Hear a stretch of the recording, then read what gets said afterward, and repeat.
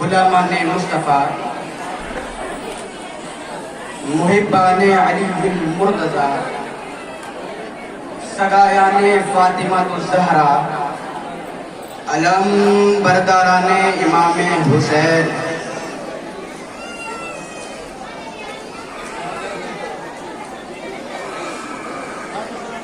الحمد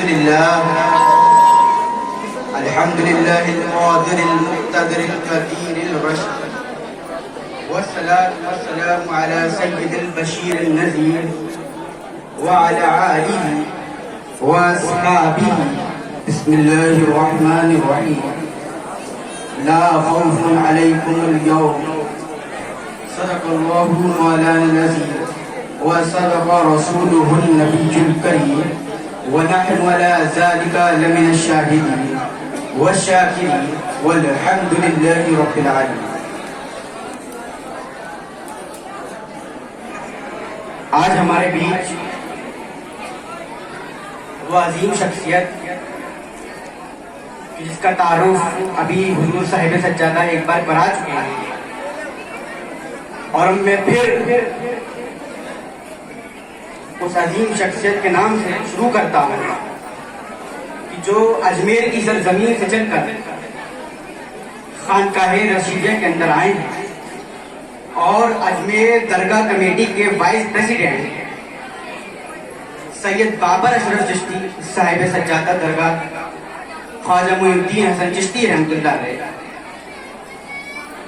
اور میرے بزرگ، میرے سلسلے کے مجدد، میرے سلسلے کے رہبر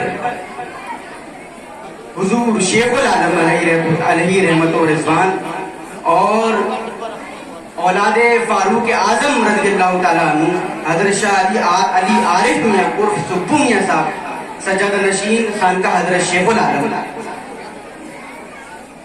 اور اس خانقاہ کا صاحب سجادہ الحاج صوفی شاہ عبدالرحمن خان چشتی، علماء اکرام، اور رامپور کی سرزمین سے حسین میاں صاحب، اور علماء اکرام اور حاضرین و ناظرین، السلام علیکم ورحمۃ اللہ وبرکاتہ۔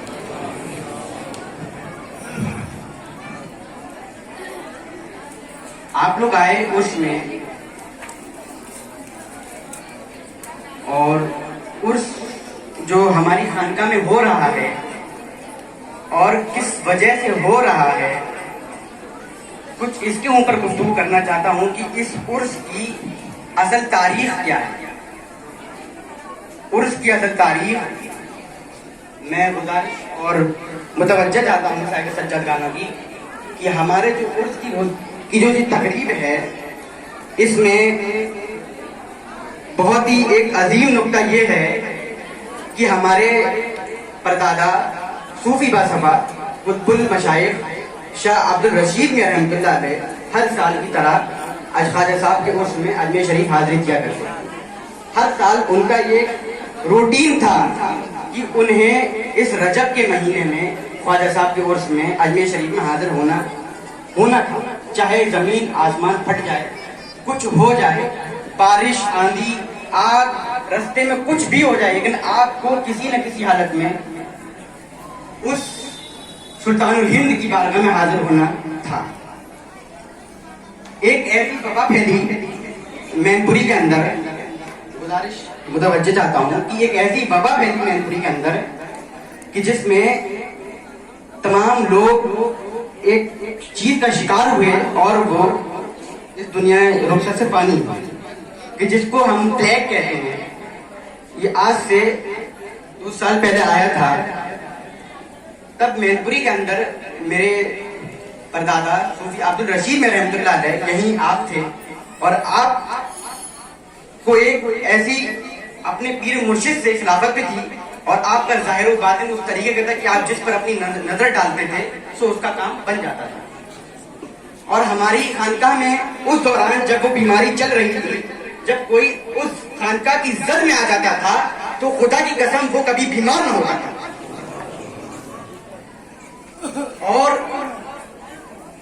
اسی وجہ سے آپ اس میں حاضر نہ ہو پائے اجمیر شریف. آپ اتنا روئے کہ جس کی کوئی حد نہیں. آپ کی داڑھی مبارک ایسے بھیگ چکی تھی جیسے کہ جب ہم پانی سے اپنا سر دھوتے ہیں نا, اس طریقے سے آپ کی داڑھی مبارک بھیگ چکی تھی روتے روتے.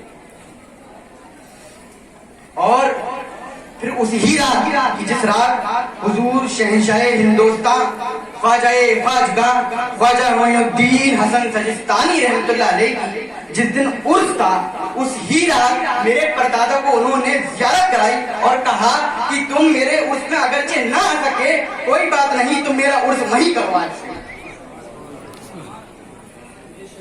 اور جسے غریب نواز جہاں کا جاگیردار بنا کے بھیج دیں, جسے غریب نواز جہاں کا کلیکٹر بنا کے بھیج دیں, جسے غریب نواز جہاں کا ڈی ایم بنا کے بھیج دیں, پھر اسے کوئی بھی طاقت نہیں ہٹا سکتی. دوسری چیز کہ عرس کی یہ اصل کہ اس وجہ سے ہم یہ عرس کرتے ہیں. اور آپ دیکھیں کہ اس خانقاہ کا وہ مرتبہ ہے کہ جس کے بارے میں آپ کو ایک اور واقعہ بتانا چاہتا ہوں.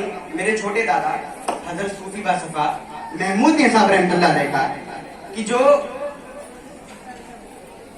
اپنے ٹائم کے ایک بہت بڑے مفتی, ایک بہت بڑا جید عالم, ایک بہت بڑا صوفی اور ایک بہت بڑا فقیر, کہ جس کے بارے میں آپ کو بتانا چاہتا ہوں کہ جب آپ مہریرا کی سرزمین پر حاضر ہوئے, مہریرا کی سرزمین پر حاضر ہوئے تو حضور احسن العلماء, جن کا نام حضور احسن العلماء ہے, آج ان کو پوری دنیا جانتی ہے حضور احسن العلماء کے نام سے. حضور احسن العلماء کی دستار و بندی کی فضیلت تھی. آپ کو جب آپ کو اس تقریب میں جب یہ دعوت نہ ملا تب آپ اس تقریب میں پہنچے, اور جب آپ اس تقریب میں پہنچے تو حضور احسن العلماء کی آپ نے ایک بل بھی لگایا اس رسم سجادی کا اور ان کی فضیلت کا, اس میں آپ نے ایک بل بھی لگایا. اور کچھ عرصے کے بعد, کچھ سالوں کے بعد جب میرے والد وہاں پہنچے مہریرا شریف, تو حضور احسن العلماء حیات تھے.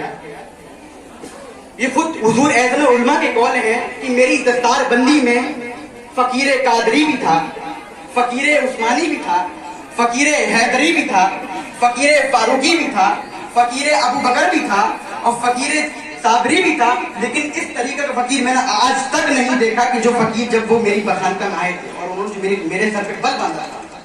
اس تقریب کے اندر بہت فقیر موجود تھے, بہت اللہ کے درویش موجود تھے, اپنے ٹائم کے بڑے بڑے جید عالم مفتی وہاں موجود تھے. یہ حضور احسن العلماء کا خود قول ہے کہ میں نے محمود میاں جیسا فقیر کسی کو نہ پایا.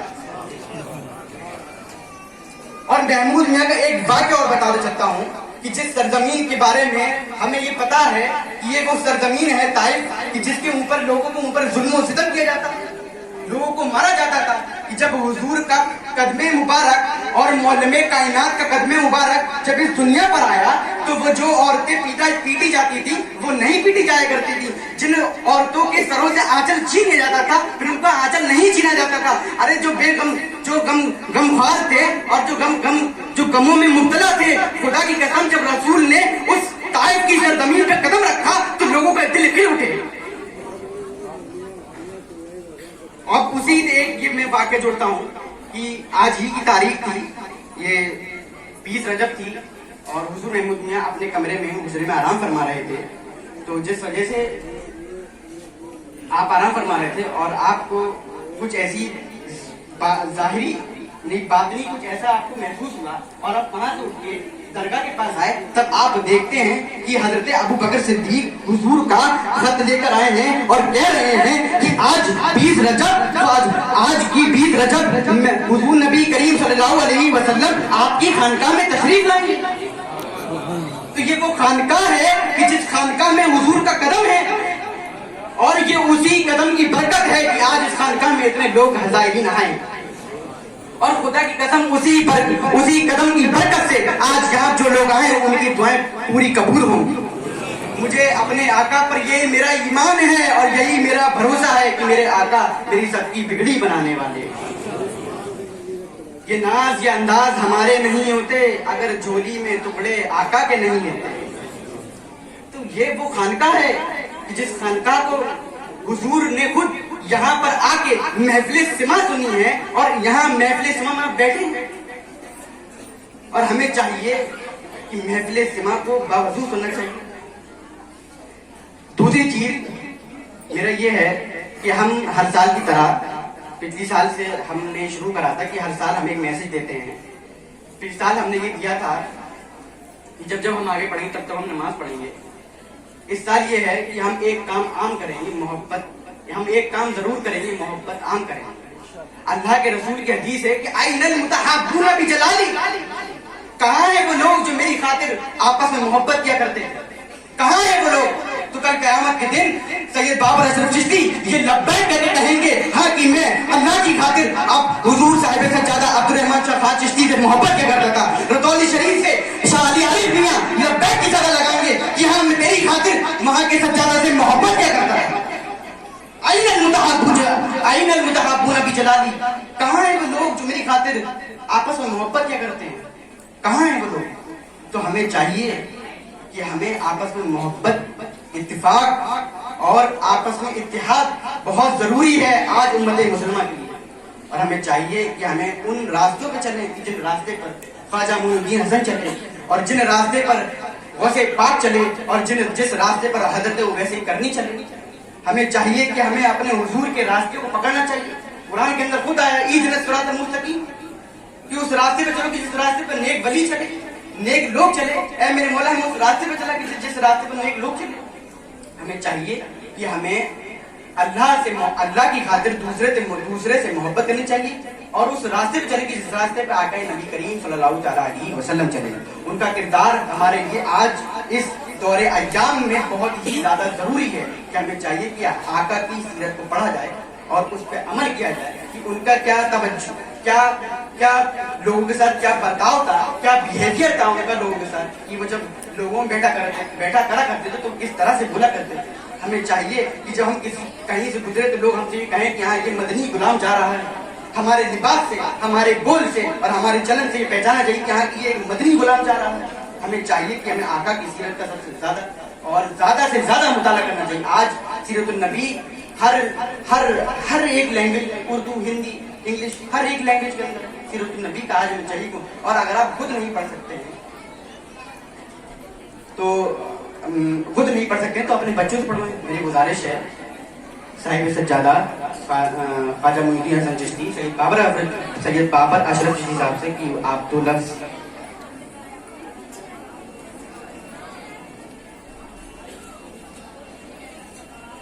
ہمیں چاہیے کہ ہمیں اسی راستے پہ چلنا چاہیے زیادہ سے زیادہ۔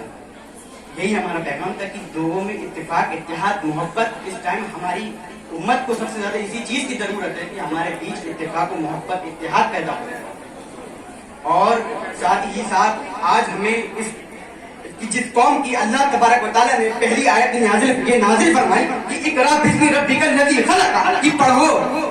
آج ہم پڑھائی سے اتنی دور ہیں، جس قوم کو اللہ تبارک و تعالیٰ نے پہلی آیت ہی یہ نازل فرما دی قرآن کے اندر کہ اقرا باسم ربک الذی خلق، کہ پڑھو، تبھی تو تم دین کو سمجھو گے کہ دین کیا ہے۔ جب تک تم پڑھو گے نہیں تو تم دین کو کیا سمجھو گے؟ ہمیں چاہیے کہ اگر ہم خود نہیں پڑھے ہیں آدھی روٹی کھائیں لیکن بچوں کو ضرور پڑھائیں۔ آپ یہاں آئے، ہمیں بہت اچھا لگا۔ میں حضور صاحب سجادہ کی طرف سے اگر کسی کا دل یا کوئی دل دکھا ہو یا ہم سے کوئی غلطی ہوئی ہو، ہمارے خداموں سے یا ہمارے چچا سے یا ہمارے صاحب یا ہمارے پیر صاحبانوں سے اگر کوئی غلطی ہوئی ہو تو اسے معاف فرمائیں۔ آپ لوگ یہاں آئے، ہمیں بہت اچھا لگا، اور میرے خیر مقدم ہے تین صاحب سجادہ کا کہ آپ لوگ یہاں آئے اور ہماری محفل کو آپ نے رونق بخشی۔ یہاں آ کر آپ نے ہمارے مریدین اور متوسلین کا جو آپ نے دل جوئی کری ہے اس سے ہمیں بہت اچھا لگا ہے۔ وآخر دعوانا ان الحمد للہ رب العالمین۔ السلام علیکم ورحمۃ اللہ وبرکاتہ۔